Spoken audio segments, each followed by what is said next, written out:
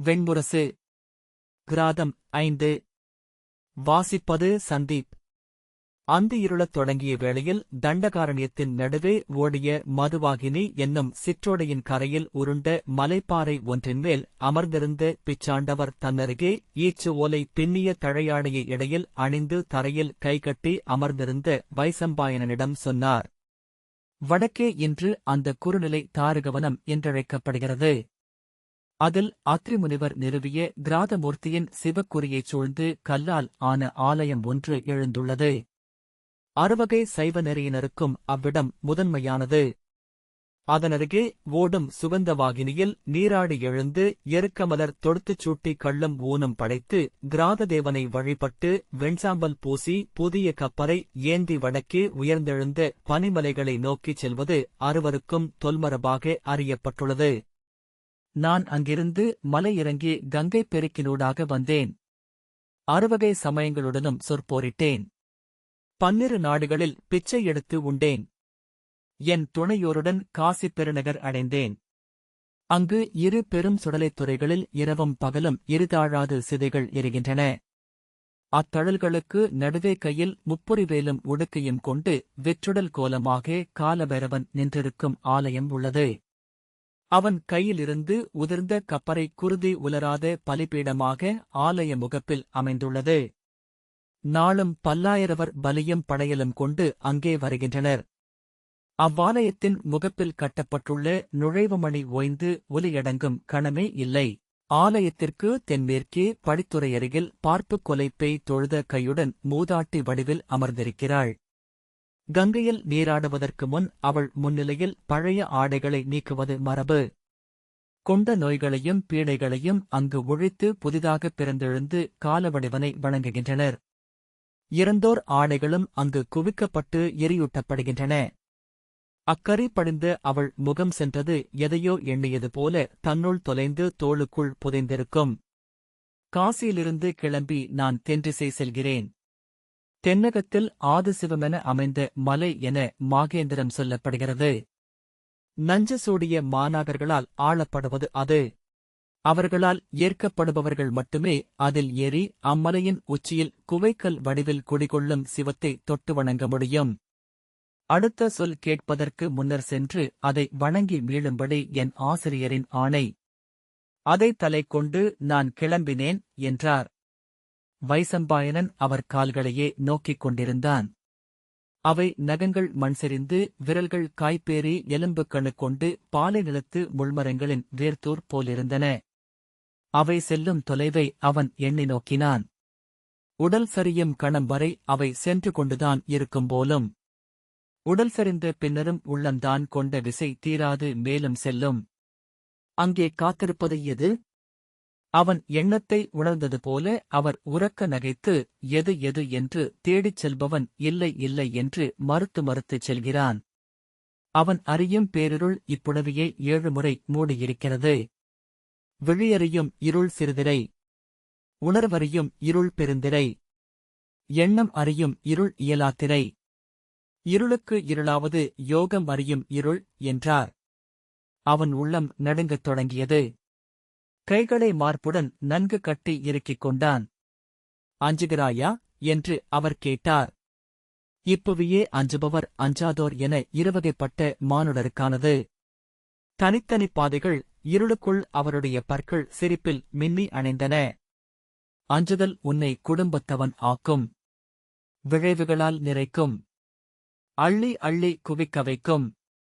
அடைந்ததை அறிய முடியாது அகவழிகளை மூடும். அஞ்சாமை உன்னை யோகியாக்கும். அறியுந்தோறும் அடைவதற்கில்லை என்றாகும். மலைப்பாறையில் கால்களை நீட்டிக்கொண்டு அவர் படுத்தார். உடலை ஒவ்வொரு உறுப்பாக எளிதாக்கி பரப்பிக் கொண்டார். விண்மீன்கள் செறிந்த வானை நோக்கி சிவம் யாம் என்றார். ஆம், சிவமேயாம் என்று மீண்டும் சொன்னார். அவருடைய விழிகள் மூடிக்கொள்வதை அவன் கண்டான். அருகே அவர் கால்களைப் பற்றி அமுக்கியபடி அமர்ந்திருந்தான். அவர் உறுப்புகள் துயிலில் விடுபட்டுச் சரிவதைக் காண முடிந்தது. ஆசிரியரே என அவன் மெல்லிய குரலில் அழைத்தான். சொல்க என்றார் அவர். சொல்லுங்கள், நான் செல்லும் இடம் என்ன? அவர் விழிமூடியபடியே புன்னகைத்தார். நீ வேதம் கற்றுக் கடந்து காவியத்திற்குள் நுழைந்துள்ளாய். காவியம் கடந்து எதில் நுழைவாய்? என்றார். அவன் அவர் சொற்களுக்காக காத்திருந்தான். அக்காவியத்தில் நீ தேடுவது என்ன? பொய்யெனும் இனிப்பையா மெய்யெனும் கசப்பையா? அவன் சீற்றத்துடன் உண்மையை. அதை மட்டுமே. பிறிததையும் இல்லை என்றான். அவர் உடல் குலுங்க நகைத்தார். அதை தேடிச் சென்று உன் மூதாதையொருவன் சொன்னான், இல்லை இது இல்லை என. பலமரம் கண்ட தச்சன் அவன். ஒரு மரமும் கொள்ளாமல் மீண்டான். நேதி நேதி நேதி. அடக்க முடியாத சினம் எழுந்து அவன் உடலை பதறச் செய்தது. அவன் கைகள் வழியாகவே அதை உணர்ந்தவர் போல அவர் மேலும் நகைத்து, எவர் மேல் சினம்? நீ செய்யப்போவது என்ன?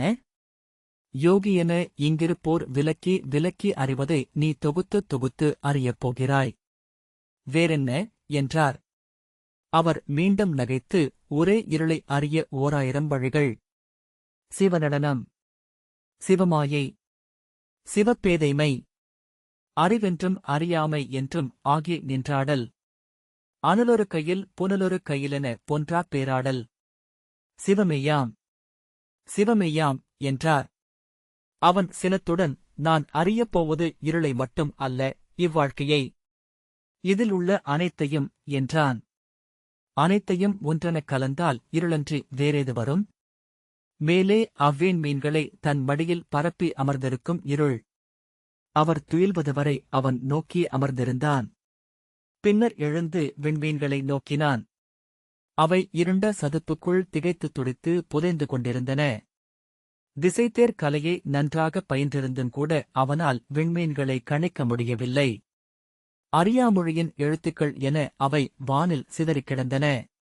மீண்டும் மீண்டும் அந்த அலகின்மையை அள்ள முயன்று தோற்றுச் செலுத்தபின் கால் தூக்கி வைத்து திரும்பி காட்டுக்குள் புகுந்தான். சீவடுகளின் ஒலியால் தொகுக்கப்பட்ட இருள்குவைகளும் நிழலுருக்களும் காற்றசைவுகளும் சருகொலிகளும் காலடியோசையும் எதிரொலியுமாக சூழ்ந்திருந்தது தண்டகப் பெருங்காடு. வடபுலக்காடுகள் போல இரவில் அது குளிர்ந்து விரைத்திருக்கவில்லை.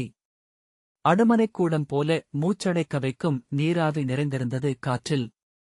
ஆனால் உடல் தொட்ட இலைப்பரப்புகள் குளிர்ந்த ஈரம் கொண்டிருந்தன. எங்கோ ஏதோ உயிர்கள் ஒலிகளென உருமாறி அடர்ந்திருந்தன.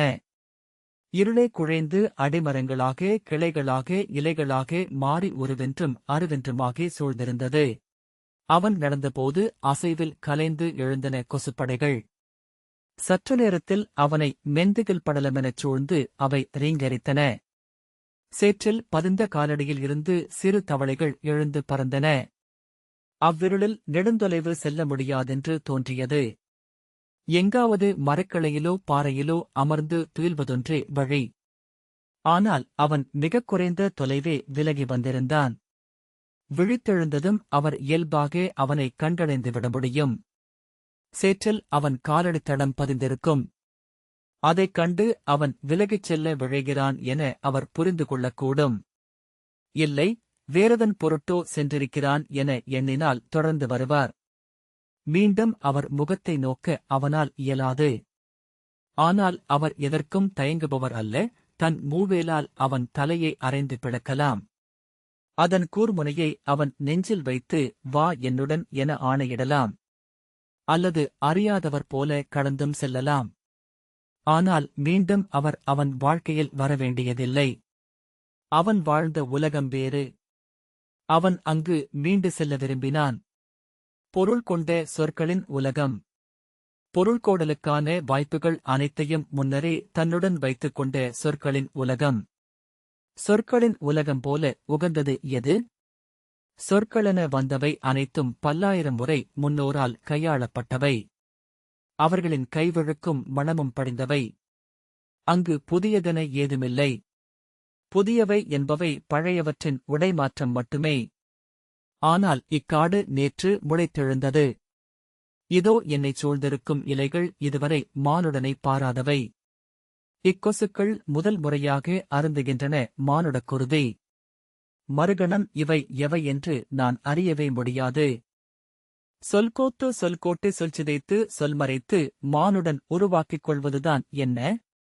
அறிய முடியாமையின் பெருவெளிக்குள் அறியப்படும் ஒரு சிற்றலகைத்தானா? அறியப்படாத நூல்கள் உண்டா? இருந்தாலும் அவை அறியத்தக்கவையே என்னும் வாய்ப்பைக் கொண்டுள்ளவை. எங்கோ எவராலும் ஒருமுறையேனும் வாசிக்கப்படாத நூல் ஒன்று இருக்கலாகுமா? அப்போதும் அது வாசிப்பதற்கென்றே எழுதப்பட்டதாகையால் வாசிக்கத்தக்கதே. எல்லா சொல்லும் பிற சொல் குறித்ததே. எல்லா சொல்லும் பொருள் குறிப்பது அவ்வாறே.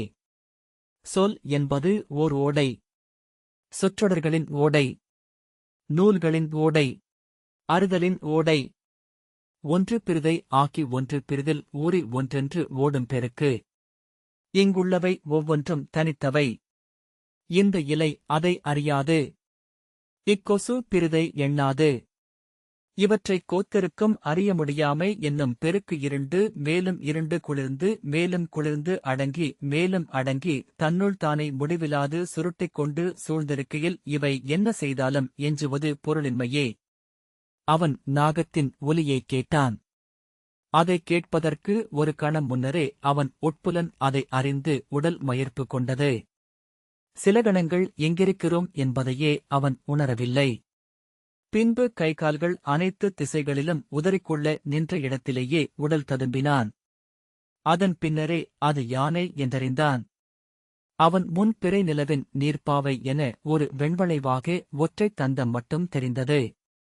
மறுகணம் இருளில் மின்னும் நீர்த்துளி என கண்கள். விழிகளால் அன்றி அச்சத்தால் அதன் நீண்ட தரை தொட்டு துழாவிய துதிக்கையையும் கண்டுவிட்டான். ஆள் உள்ளத்தில் கரந்த எண்ணமொன்று அசைவது போல அவன் மிக மெல்ல தன் வலக்காலை தூக்கி பின்னால் வைத்தான். அடுத்த காலை எடுக்கையில் தன் உடலால் அசைக்கப்பட்ட காற்றின் ஒலியையே அவன் கேட்பது போல் உணர்ந்தான். நிறுத்தி நெஞ்சில் செரிக்கப்பட்ட மூச்சு எடை கொண்டு குளிர்நீரென கற்பாறையென ஆயிற்று. மீண்டுமொரு கால் எடுத்து வைத்த போது விலகிவிட முடியுமென நம்பிக்கை எழுந்தது. மீண்டுமொரு காலில் விலகிவிட்டோமென்றே எண்ணம் பிறந்தது. மீண்டுமொரு கால் வைத்தபோது விழிகள் கூர்மை கொண்டன. யானையின் செவிகள் இருளை துழாவிக் கொண்டிருந்தன. செவிகளிலும் மத்தகத்திலும் செம்பூக்கள் இல்லை. முற்றுக்கரியுருவம். அதன் உடல் இருள்வெளி கனிந்து திரண்ட சொட்டு என நின்று ததும்பியது. மீண்டும் 2 அடிகள் எடுத்து வைத்து அப்படியே பின்னால் பாய்ந்து ஓடத் தொடங்கலாமா என அவன் எண்ணினான். யானை துரத்தி வருமென்றால் புதர்களில் ஓடுவது அறிவுடைமை அல்ல, பெருமரத்தில் தொற்றி ஏற வேண்டும். அல்லது உருள்பாறை ஒன்றில், அல்லது செங்குத்துப் பள்ளத்தில், அல்லது அதன் முகக்கை எட்டாத மேட்டில். ஒரு கணத்திற்குள் அவன் உள்ளம் அக்காட்டில் அவன் கண்ட அனைத்தையும் தொட்டு தேடிச் சென்று பெரும்பலா மரம் ஒன்றைக் கண்டு கொண்டது. அதன் கீழ்க்கணு அவன் கையெட்டும் உயரத்தில்தான் இருந்தது. முதற்கிளை யானை மத்தகத்திற்கும் மேலே, 2ஆம் கிளை அதன் கைமூக்கின் நுனிக்கும் மேலே. அதுதான். உடல் ஓடத் தொடங்கி கால்கிளம்புவதற்கு முந்தைய கணத்தில் அவன் அடுத்த சீரலை கேட்டான். விழிதிருப்பி தனக்குப் பின்னால் நின்றிருந்த கரிய யானையைக் கண்டான். மறுகணமே வலப்பக்கமும் இடப்பக்கமும் யானைகளைக் கண்டுவிட்டான். மேலும் 2, மேலும் 2, 8.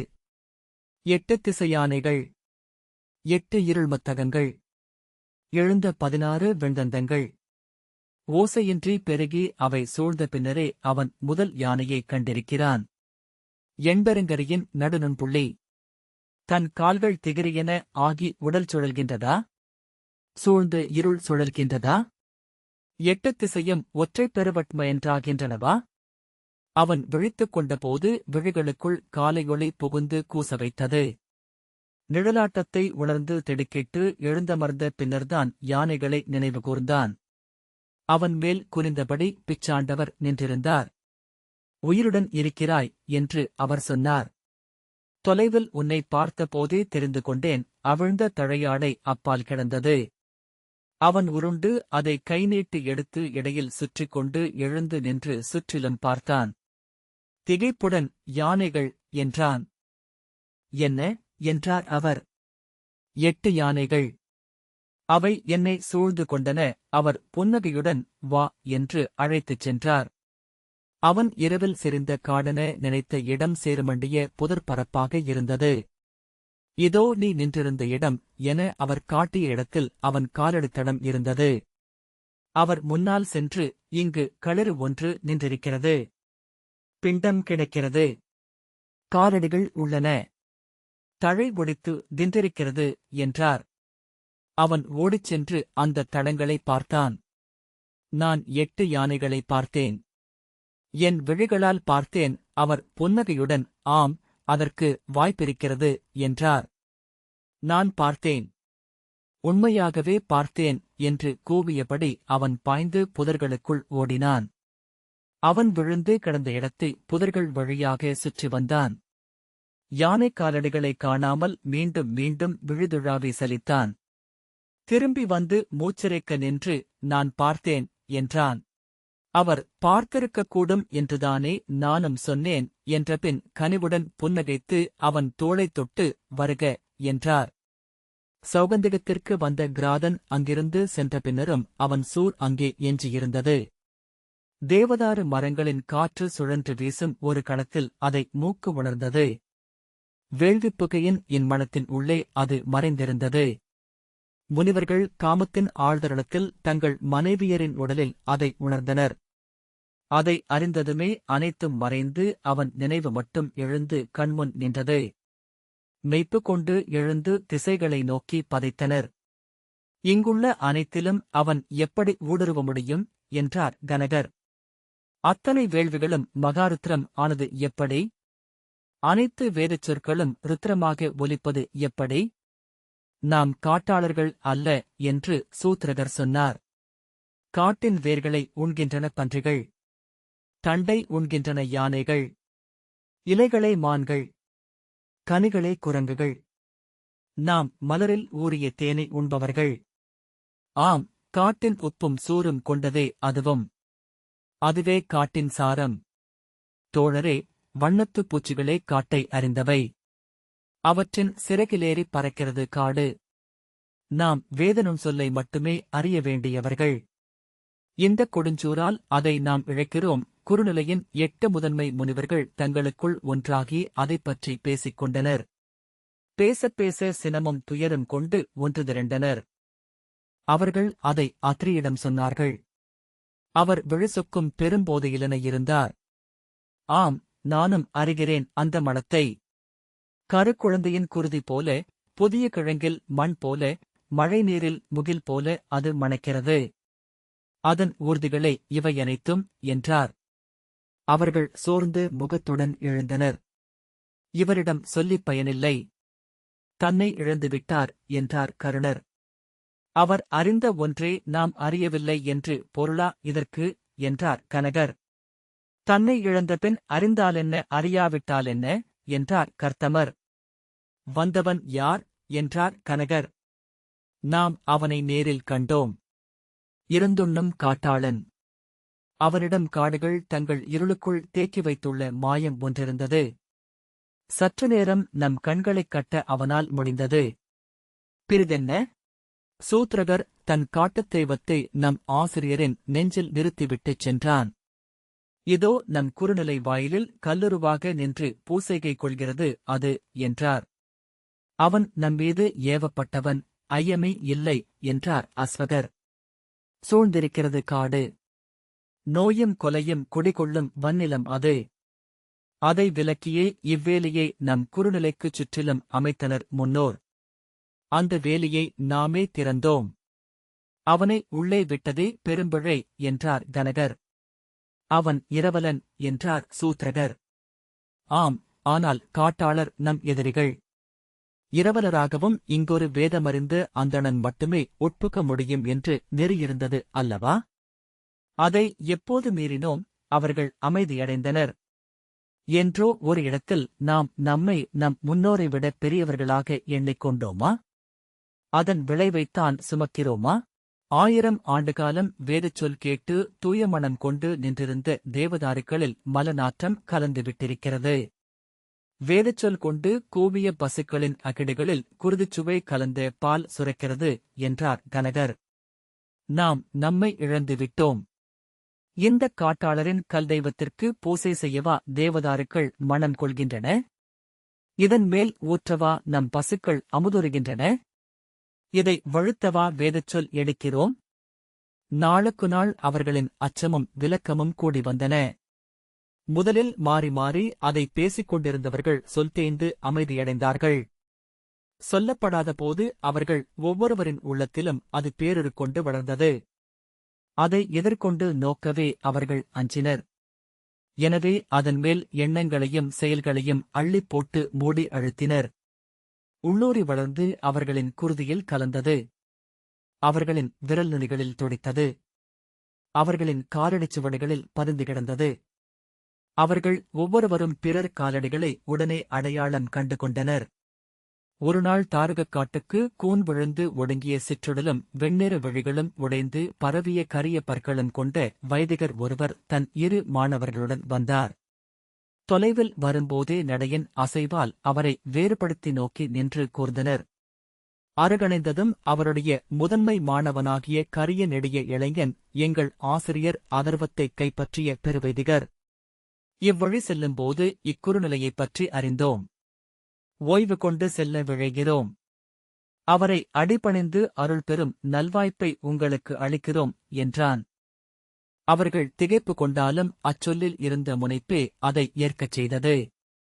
கனகர், எங்கள் குறுநிலைக்கு வருக, அதர்வ வைதிகரே என்றார். விளிரியக்குரிய உடல் கொண்டிருந்த 2வது மாணவன், இக்குறுநிலையின் தலைவரே, வாயிலில் வந்து எங்கள் ஆசிரியரை வரவேற்க வேண்டுமென்பது மரபு என்றான். அவ்வண்ணமே என்று அஸ்வகர் திரும்பி உள்ளே ஓடினார். அத்ரிமுனிவர் தன் 2 மாணவர்களுடன் வந்து வாயிலில் நின்று வரவேற்று அதர்வ வைதிகரை உள்ளே அழைத்துச் சென்றார். மகாகாலர் என்று பெயர் கொண்டிருந்த அவர் வந்த முதல் நாள் முதலே அங்குள்ள அனைவராலும் வெறுக்கப்பட்டார்.